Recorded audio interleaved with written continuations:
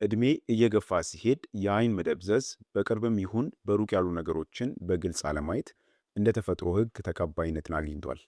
ብዙዎቻችን እድሜ ስለገፋ ነው ብለን ተስፋ እንቆርጣለን። ነገር ግን እውነታው ይሄ አይደለም። ዛሬ የማሳያችሁ ዘዴዎች በ80ና በ90 ዓመታችሁም ቢሆን እንደ ወጣት ጥርት ያለ እይታ እንዲኖራችሁ የሚረዱ በሳይንስ የተረጋገጡ የተፈጥሮ መንገዶችን ነው። እነዚህም ዘዴዎች አሁኑኑ መተግበር ከጀመራችሁ ወደፊት ሊመጡ የሚችሉ እንደ አይን ሞራ እናም ደግሞ የአይን ግፊት ማለትም ግላኮማ ያሉ ከባድ ችግሮችን መከላከል ትችላላችሁ። እይታችሁን ለመታደግና መነጽርንም ላለመጠቀም የሚረዱ 7 ቁልፍ ነጥቦችን አንድ በአንድ እንመለከታለን። ቪዲዮውን እስከ መጨረሻው ተከታተሉ። በተለይ በመጨረሻው ላይ የማሳያችሁ የአይን እንቅስቃሴ ልምምድ ለእይታችሁ ወይንም ደግሞ ለአይናችሁ ጡንቻ ትልቅ የሆነ እረፍትን የሚሰጥ ነው። ስለሆነም መልካም ቆይታ ይሆንላችሁ። እድሜያችን እየገፋ ሲሄድ እይታችን እንዳይደበዝዝና እንዲሁም ደግሞ አይናችን እንዳይደክም ቀድሞ ለመከላከል የሚረዱ 7 ቁልፍ ዘዴዎችን አሁን በመቀጠል በዝርዝር እንመለከታለን። ከሰባተኛው እንጀምራለን። ሰባተኛ የአይን እይታን የሚታደጉ ምግቦችን መመገብ ነው። እድሜያችሁ ቢገፋም እይታችሁ እንዳይቀንስ ከፈለጋችሁ የመጀመሪያው ስራችሁ የምግብ ሳህናችሁን መመርመር ነው። በአይናችን መረብ ማለትም ሬቲና ላይ ማኩላ የተባለች በጣም ወሳኝ ክፍል አለች። ይህችም ክፍል ምስሎችን ጥርት አድርገን እንድናይ የምትረዳን ናት። እድሜ እየገፋ ሲሄድ ግን ይህች ክፍል መጎዳት ትጀምራለች። ይህንን ጉዳት ለመከላከል ተፈጥሮ የሰጠችን 2 ታላላቅ ንጥረ ነገሮች አሉ። እነሱም ሊዩቲን እና ዚያዛንቲን ይባላሉ። እነዚህ ንጥረ ነገሮች በአይናችን ውስጥ እንደ ውስጣዊ የፀሐይ መነጽር ነው የሚያገለግሉት። ከአደገኛ ጨረሮች አይናችንን ይከላከላሉ። እነዚህ ንጥረ ነገሮች ለማግኘት ውድ የሆኑ መድኃኒቶች አያስፈልጋችሁም። በየቀኑ በምግባችሁ ውስጥ ማካተት ወይም ደግሞ ማግኘት ትችላላችሁ። ታዲያ እነዚህን ወሳኝ የሆኑ ንጥረ ነገሮችን የያዙ ምግቦች የትኞቹ ናቸው ስንል ለምሳሌ አረንጓዴ አትክልቶች በተለይ ቆስጣ፣ ሰላጣና ጥቅል ጎመን። በሁለተኛ ካሮት በቫይታሚን ኤ የበለጸገ ስለሆነ ለምሽት እይታ እጅግ አስፈላጊ ነው። በሶስተኛ ደግሞ እንቁላል። የእንቁላል አስኳል እነዚህ ንጥረ ነገሮች በከፍተኛ ሁኔታ የያዘ ነው። ታዲያም እነዚህ ምግቦች አዘውትራችሁ ስትመገቡ በአይን ውስጥ ያሉ ህዋሳት እንዳያረጁና እንዳይሞቱ ትልቅ የሆነ ጥበቃን ታደርጋላችሁ ማለት ነው። ስድስተኛ የደም ስኳርና የደም ግፊትን በአግባቡ መቆጣጠር። የአይን ጤና ከጠቅላላ የሰውነት ጤና ጋር የተቆራኘ ነው። ብዙዎቻችን አይኔ ለምን ደበዘዘ ብለን ስንጨነቅ ችግሩ ያለው ግን ደማችን ውስጥ ሊሆን ይችላል። በተለይ እድሜያችሁ ከ40 እና ከ50 ዓመት በላይ የሆናችሁ ሰዎች የደም ስኳር መጠንን መቆጣጠር ለአይናችሁ ብርሃን ዋስትና ነው። ለምን መሰላችሁ? በደማችን ውስጥ ያለው ስኳር ሲበዛ በአይናችን መረብ ማለትም ሬቲና ጀርባ ያሉትን እጅግ ጥቃቅንና ደካማ የደም ስሮችን ይጎዳቸዋል። እነዚህ የደም ስሮች መፍሰስ ወይንም መጥበብ ሲጀምሩ አይናችሁ በቂ ኦክሲጅንና ምግብን አያገኝም። ይህም ዲያቤቲክ ኒውሮፓቲ የሚባል ሲሆን በዓለም ላይ ለአይን መጥፋት ቁጥር 1 ምክንያት ነው። በተጨማሪም ከፍተኛ የደም ግፊት ካለባችሁ በአይን ውስጥ ያለው ግፊት ስለሚጨምር እይታችሁን ቀስ በቀስ ሊያጠፋው ይችላል። ስለዚህ ጣፋጭ ምግቦችንና ነጭ ዱቄትን በከፍተኛ ሁኔታ መቀነስ አለባችሁ። የደም ግፊታችሁንም በየጊዜው መከታተል ይኖርባችኋል። በቀን ውስጥ ቢያንስ ለ30 ደቂቃ ያክል የእግር ጉዞን በማድረግ የደም ዝውውርንም እንዲስተካከል ልታደርጉ ይገባል።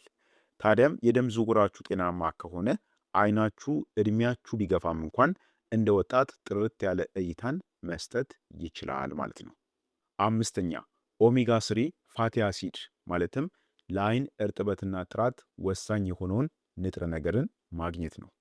እድሜ የገፋ ሲሄድ ብዙ ሰዎች አይኔ ውስጥ አሸዋ የገባ ይመስለኛል ወይንም አይኔ ለበልበኛል ሲሉ ይሰማሉ። ይህም የሚሆነው በአይናችን ውስጥ እንባ የሚያመነጩት እጢዎች ስራቸውን ስለሚቀንሱ ነው። አይን ሲደርቅ ደግሞ ብርሃን የማንጸባረቅ አቅሙ ስለሚቀንስ እይታችሁ የሚደበዝዝ ይሆናል ማለት ነው። ይህን ችግር በተፈጥሮ ለመፍታት ኦሜጋ 3 የተባለው ጤናማ ቅባት እጅግ አስፈላጊ ነው። ኦሜጋ 3 በአይናችን ዙሪያ ያሉትን የቅባት እጢዎች በማነቃቃት አይናችን ሁልጊዜ እርጥበትና ብሩህ ሆኖ እንዲቆይ ያደርጋል። በተጨማሪም በአይን መረብ ላይ የሚከሰቱ እብጠቶችን በመቀነስ እይታ እንዳይቀንስም ይከላከላል። ኦሜጋ 3ን በቀላሉ የምታገኙባቸው መንገዶች ደግሞ አንደኛው ተልባ ነው። በየቀኑ አንድ የሾርባ ማንኪያ የተፈጨ ተልባ በምግባችሁ ወይም ደግሞ በጭማቂያችሁ ውስጥ ጨምራችሁ መጠጣት አለባችሁ። ይህም ለአይናችሁ እጅግ የሆነ ድንቅ መድኃኒት ነው። ሁለተኛ ዋልነትስ ወይም ደግሞ የለውዝ አይነት ነው። ይህ ለውዝ በአይናችሁ ውስጥ ያሉ ህዋሳትን ከእርጅና ይጠብቃቸዋል። በሶስተኛ ወሳኙ ደግሞ አሳ ነው። በተለይ ደግሞ እንደ ሳልመን ያሉ ቅባታማ አሳዎች ለአይን ጤና በጣም ተመራጭ ናቸው። አይናችሁ እርጥበት ካገኘ እንደ ልብ ለማየት አይቸገርም፣ ብዥታችሁም የሚጠፋ ይሆናል ማለት ነው። አራተኛ መፍትሄው ጥራት ያለው እንቅልፍን ማግኘት ነው። አይናችን በቀን ውስጥ በቢሊዮን የሚቆጠሩ መረጃዎችን የሚያቀነባብር እጅግ ስራ የሚበዛበት የሰውነታችን ክፍል ነው። ልክ እንደ ማንኛውም የሰውነት ክፍል አይናችንም ራሱን የሚጠገንበትና ኃይልም የሚሞላበት ጊዜ ያስፈልገዋል። ይህም ጊዜ ደግሞ እንቅልፍ ነው። ዕድሜ የገፋ ሲሄድ የእንቅልፍ ሰዓታችን ሊቀንስ ይችላል። ነገር ግን ለአይናችን ጤና ሲባል በቀን ቢያንስ ከ7 እስከ 8 ሰዓታት ያክል መተኛት ያስፈልጋል። በምንተኛበት ጊዜ አይናችን ራሱን የሚያረጥብበትና ከቀን ውሎ ድካምም የሚገላገልበት እድል ያገኛል። በአይን ዙሪያ ያሉ ጡንቻዎችም ሙሉ በሙሉ ይዝናናሉ። በአይን ዙሪያ ያለውም የደም ዝውውር ይስተካከላል ማለት ነው። በቂ እንቅልፍ የማታገኙ ከሆነ አይናችሁ ይቃጠላል፣ እይታችሁ ይደበዝዛል፣ እንዲሁም በአይናችሁ ላይ የሚታዩ የደም ስሮች እንዲያብጡ ያደርጋቸዋል። ስለዚህ እይታችሁ ዕድሜያችሁ ቢገፋም ብሩህ እንዲሆን ከፈለጋችሁ ለእንቅልፋችሁ ትልቅ ቦታ መስጠት ይኖርባችኋል። ሶስተኛ አይንን ከፀሐይ አልትራቫዮሌት ጨረር መጠበቅ። ፀሐይ ለሰውነታችን የቫይታሚን ዲ ምንጭ ብትሆንም ለአይናችን ግን ጥንቃቄ ካልተደረገላት ጠላት ልትሆን ትችላለች። ከፀሐይ የሚወጣው አልትራቫዮሌት የተባለው ጨረር ዕድሜ የገፋ ሲሄድ በአይናችን ውስጥ ያለውን ብሌኑን ቀስ በቀስ ያደበዝዘዋል። ይህም ደግሞ በሀገራችን የአይን ሞራ ወይንም ካታራክት ለምንለው ችግር ዋነኛ መንስኤ ነው። ብዙ ሰዎች የአይን ሞራ የሚመጣው በእድሜ ብቻ ይመስላቸዋል። ነገር ግን ለዓመታት ያለ መከላከያ ለፀሐይ ብርሃን መጋለጥም ሂደቱን ያፋጥነዋል። አይናችሁ ዕድሜያችሁ ቢገፋም ጥርት ያለ እይታ እንዲኖረው እነዚህን ሁለት ነገሮች ማድረግ አለባችሁ። ጥራት ያለው የፀሐይ መነጽር ተጠቀሙ። መነጽሩ ፋሽን ብቻም ሳይሆን ዩቪ ፕሮቴክሽን ያለው መሆኑን እርግጠኛ ሁኑ። ይህ መነጽር ጎጂ ጨረር ወደ አይናችሁ መረብ እንዳይገባ ይከላከላል። በሁለተኛ ደግሞ ሰፊ ባርኔጣን ተጠቀሙ። በተለይ በቀትር ሰዓት ፀሐይ በበረታችበት ወቅት ሰፊ ባርኔጣ ማድረግ ወደ አይን የሚገባውን የብርሃን ነጸብራቅ በከፍተኛ ሁኔታ ይቀንሳል። አይናችሁን ከፀሐይም ከጠበቃችሁ ብሌኑ ሳይደበዝዝና ሳይደፈርስ ለረጅም ዘመን ብርሃንን ማሳለፍ ይችላል ማለት ነው። ሁለተኛ ዕድሜያችሁ ቢገፋም እይታችሁ እንዲጠበቅ የሚያደርገው በቂ ውሃ መጠጣት ነው። ሰውነታችን 60 በመቶ ውሃ እንደሆነ ሁሉ አይናችንም በአግባቡ ለመስራት ከፍተኛ የውሃ መጠን ያስፈልገዋል። ዕድሜያችሁ እየገፋ ሲሄድ በሰውነታችሁ ውስጥ ያለው የውሃ መጠን የመቀነስ ዝንባሌ ይኖረዋል። ይህም ደግሞ በቀጥታ አይናችን ላይ ተጽዕኖ ያሳርፋል። አይናችን ራሱን ለማጽዳት፣ ቆሻሻዎችን ለማስወገድና ብርሃንን በአግባቡ አስተላልፎ ምስል ለመስራት ሁልጊዜም እርጥበት ያስፈልገዋል። በቂ ውሃ የማንጠጣ ከሆነ አይናችን ይደርቃል፣ በአይን ውስጥ ያለው የፈሳሽም ይወፍራል። ይህም ለእይታ መደብዘዝ ምክንያት ይሆናል። አይናችንም ቶሎ እንዲደክምና እንዲለበልበን ያደርጋል ማለት ነው። ስለዚህ ዕድሜያችሁ ቢገፋም እይታችሁ እንዳይቀንስ በቀን ውስጥ ቢያንስ ከ8 እስከ 10 ብርጭቆ ውሃ መጠጣትን ልምድ ማድረግ አለባችሁ። ውሃ መጠጣት ለአይናችሁ ብቻም ሳይሆን ለቆዳችሁና ለጠቅላላም ጤንነታችሁ ትልቅ የሆነ ለውጥን ያመጣላችኋል። በአንደኛና እንዲሁም ደግሞ ወሳኝ የሆነው ደግሞ መደበኛ የአይን እንቅስቃሴ ልምምዶችን መስራት ነው። ይህም አይ ኤክሰርሳይዝ ይባላል። ሰውነታችን እንዳይዝልና ጠንካራ እንዲሆን ስፖርት እንደምንሰራው ሁሉ አይናችንም የራሱ የሆኑ ጡንቻዎች አሉት። ዕድሜያችን እየገፋ ሲሄድ እነዚህ ጡንቻዎች እየዛሉና የመለጠጥ አቅማቸውም እየቀነሰ ይሄዳል። ይህም ደግሞ በቅርብና በሩቅ ያሉ ነገሮችን በፍጥነት ለይቶ ለማየት እንድንቸገር ያደርገናል ማለት ነው። እነዚህን ጡንቻዎች ለማጠናከርና እይታችሁም እንዳይቀንስ አሁን የምነግራችሁን ቀላል ልምምዶች በቀን ለ5 ደቂቃ ብቻ ማድረግ አለባችሁ።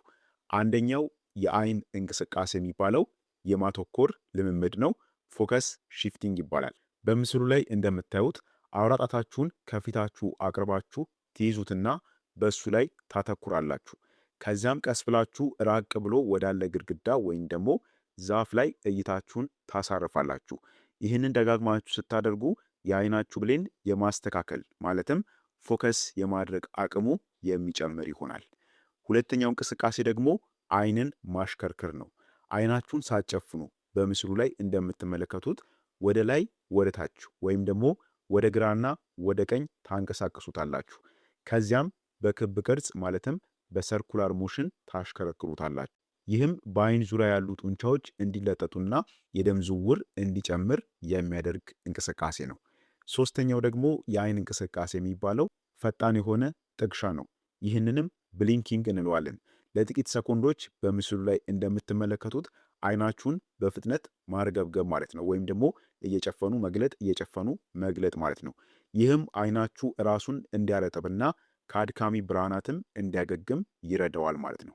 ታዲያም እነዚህን ልምዶች በየቀኑ ካደረጋችሁ እድሜያችሁ ቢገፋም አይናችሁ ሳይዝልና እይታችሁም ሳይቀንስ ለረጅም ዘመን ማቆየት ትችላላችሁ ማለት ነው።